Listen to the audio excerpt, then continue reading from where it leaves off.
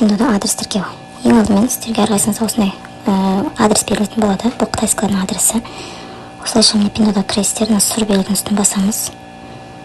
Басқаннан кейін адрес енгіздіру, яғни астында қызыл иероглифтің үстін басамыз. Разрешить вставку дейміз. И қызыл иероглифті басамыз. Басқаннан кейін жоғары жағы тұрған жері К42 деп жазамыз. И ең астына әрқайсыңыз есімдеріңізді.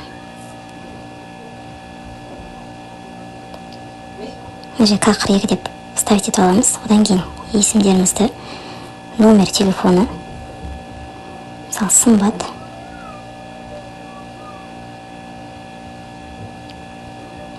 Одан өтір қоямыз. Номер жазамыз, телефон номерімізді. Өтір қоямыз. Одан кейін қаламыз жазамыз, мысалы Алматы қаласы. Өтір қоямыз. И әрқайсымыз жеке код беріледі, мысалы менікі 0770. Осы кодты жазамыз, әрқайсымыз өзіміз жеке код алатын боламыз. И қызылда басып сохранить етеміз.